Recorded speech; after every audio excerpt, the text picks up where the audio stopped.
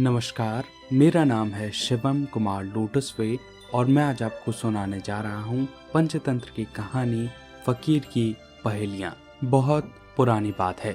एक राजा था, वह बड़ा ही नेक, दयालु और उदार था। जो भी याचक उसके द्वार पर पहुँचता वह कभी भी खाली हाथ नहीं लौटता था। एक दिन एक फकीर उसके महल के द्वार पर पहुंचा। उसके कपड़े फटे पुराने थे। उसने पहरेदारों से कहा, बादशाह से कहो कि उसका भाई मिलने आया है। राजा का कोई भी भाई नहीं था। यह बात पहरेदारों को ज्ञात थी।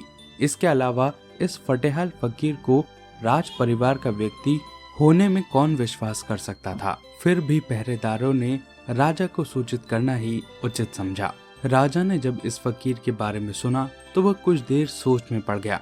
कुछ देर सोचने के बाद उसने उसे बुलवा लिया। फकीर जब राजा के पास पहुंचा तो राजा ने उसका बड़ा सम्मान किया। उसे अपने पास मसनद के सहारे बिठाया और उससे पूछा, कहिए भाई साहब, आपने यहाँ आने का कैसा कष्ट किया।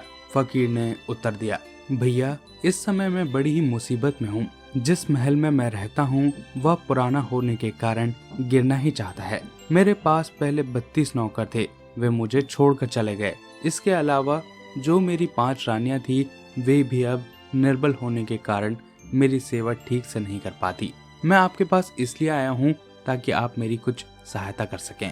राजा ने खजांची को आज्ञा दी कि इन्हें 100 रुपए दे दिए जाए। यह सुनकर फकीर बोला, अपने भाई को आप केवल 100 रुपए दे रहे हैं? यह आपकी शान के खिलाफ है। मैं तो बहुत आशाएं लेकर आया हूँ आपके पास। राजा ने उत्तर दिया, रियासत का खर्च अधिक होने के कारण खजाने में रुपए बहुत कम हैं, इसलिए मैं आपकी अधिक सहायता करने में असमर्थ हूँ। राजा की बात सुनकर फकीर कहने लगा, यदि आपके खजाने में 100 रुपए की कमी हो तो मेरे साथ अफ्रीका महाद्वीप चलिए। वहाँ सोने की खाने हैं, जितना मन चाहे ले आइए। राजा ने कहा, बीच में समुद्र पड़ता है, उसे कैसे पार करेंगे? फकीर ने उत्तर दिया, मैं आपके साथ चलूंगा। जहाँ मेरे पैर पड़ेंगे समुद्र अवश्य सूख जाएगा। फकीर की बात सुनकर राजा बहुत हंसा और खजांची से कहा, इन्हें 1000 रुपए दे दो।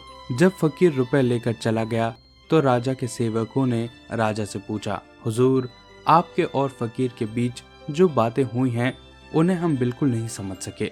ऐसा लगा जैसे फकीर पहेलियों में बात कर रहा हो और आप उन पहेलियों को समझ रहे हों।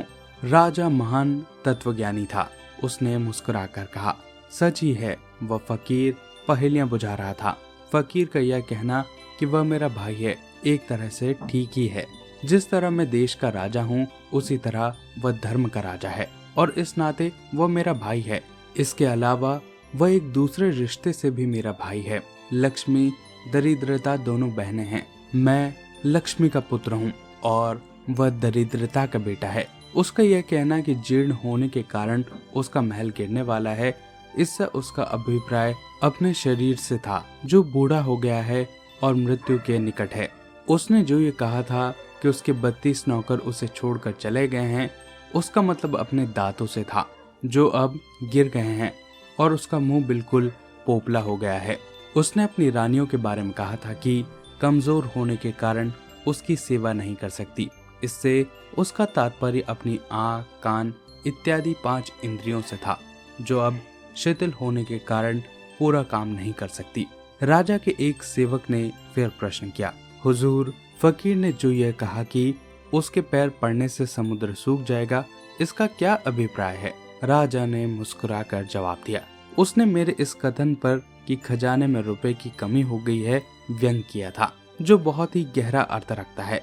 उसके अनुसार वह इतना अभागा है कि महल में कदम रखते ही शाही खजाना खाली हो गया तो उसके पैर रखने से समुद्र भी अवश्य सूख जाएगा। सचमुच यह फकीर बहुत ही बुद्धिमान था, जो पहेलियों में कैसी सार गर्भित बातें कह गया था। इस कहानी से हमें शिक्षा मिलती है, गरीब समझकर किसी की भी हमें उपेक्षा नहीं करनी चाहिए। कौन जाने कौन सा गरीब आपको कोई ज्ञान की बात बता जाए। दोस्तों, ये थी पूरी कहानी। आशा करता हूँ आपको ये कहानी अच्छी लगी होगी। अगर आपको ये कहानी अच्छी लगी हो तो प्लीज इसे लाइक कीजिए। ऐसी और कहानियाँ सुनने के लिए चैनल को सब्सक्राइब कीजिए। अपने आसपास सफाई बनाए रखें और एक पेड़ जरूर लगाएं। बहुत बहुत धन्यवाद।